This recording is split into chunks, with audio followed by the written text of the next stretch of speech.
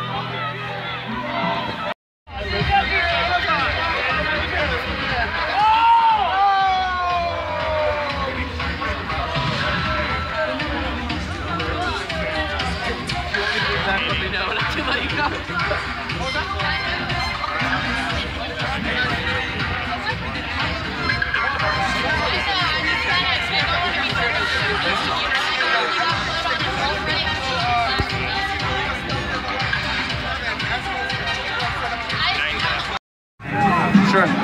Okay. So, can you kind of explain a little more like what happened? Not much. Pretty simple. Walked up. First thing I did, I crossed over, tried to shake some hands. Basically, just trying to have some dialogue. I was very calm, collective. They just started doing their stupid silly string, which is no big deal. You know, that's not violent. I don't care. One of the guys finished up the silly string, took a can through it, hit me right in the face. Okay, started bleeding a little bit. So I left there, walked around over here, came over this side, hoping someone would be able to talk to me, tried to shake hands. They all run up, they just start yelling and screaming like madmen, like crazy men, and then one of them just pepper sprayed me. You know, it's like they don't want to have a conversation, they don't want to talk. You know, if they got good arguments, then let's hear it. You know, they think I'm a white supremacist or something. If that's true, then let's hear it. Why? You know, let's have a conversation. So that's pretty much what happened. So, the free speech discussions about like stripping the funding from Evergreen. What do you think about that? Definitely a possibility if Evergreen doesn't get some real leadership and change their ways. Listen, I know that there's a lot of students that go here that are good people, okay? And I don't want them to suffer because of the minority, all right? Because of some kids running rampant on this campus. But it starts with the leadership. The leadership needs to stand up and take a stand against all this racism and all this hate. Otherwise, we have no choice. We're going to have to pull the funding, you know? And if there's no changes here, then I will, dude. I will campaign to pull every single cent from this school if I have to. And, so, what do you think the administration should have done differently in response to this riot? The administration should have come out and taken a stance. They should have come out in the public and say it is not okay to treat a professor this way because he refuses to leave based off of his skin color. The president should have had his back. He should have supported him.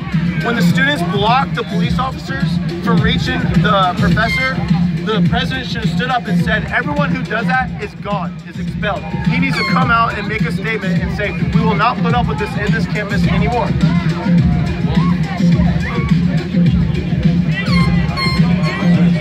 I washed it up. What am I supposed to do next? Hold it to your eye and tip your head back. Still hurting, brother? I can take a shot. The fastest thing you can do is cold water.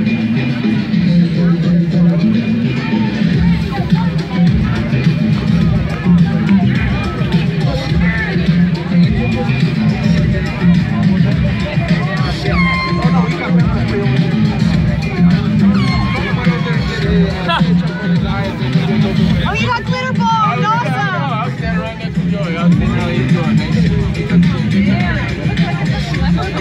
You guys are out.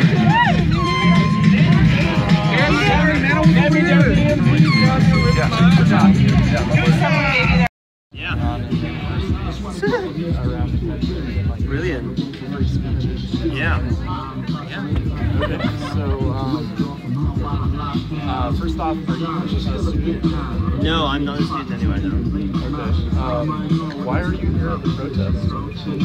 Well, because the incident at this school recently with Mr. Fred Weinstein is very troubling and offensive to me. I think it's outrageous how a man who believes with 99% of the students' ideology and caters to almost every whim, they've absolutely turned on him like that because he stands against segregation in schools and forcing members of the student body to leave.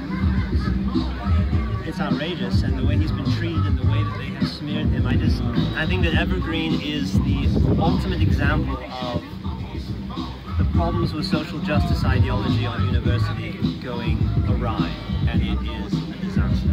And so I'm just here to show my solidarity with Mr. Weinstein. Yeah, are you affiliated with any group? I am affiliated with no group. I'm just a guy. I am just here. It's my buddy. I know we just went over there to talk to some people, and those people do not like talking. And what happened? Yeah, honestly, yeah, and my friend filmed it, so it'll be on YouTube. Check out Very Bad News on YouTube. The whole thing will be on there uncut. But basically, we went over there just because we checked out those guys and their flags earlier, and their flags are really cool. They're not here yet, but the free speech activists. Yeah, we saw what do they call it? Patriot? Yeah, super cool, super nice. We came over here to see what these guys are like, to see their flags. Not super cool, not super nice, I tell you. And I honestly think, you can maybe agree, I think it was just my haircut. Yeah. Was enough that they... Yeah, that was it. A lot of people associate that haircut with, like, fascism. Yeah, I don't know why. This is cool. Yeah, I mean, she specifically said Richard Spencer haircut, and I was like, oh, I didn't know that was the origin. Yeah, There's such a haircut. I based it off of the guy from Peaky Blinders, so I don't know much about Richard Spencer. So, there's a sign over there that says hate speech is not free speech. Do you think students should be able to have free speech no matter what their beliefs are? Yes, I think that socially we should come to some kind of understandings of what is and isn't appropriate, but it is not for the government to decide what is or isn't hate speech. That's a very slippery slope.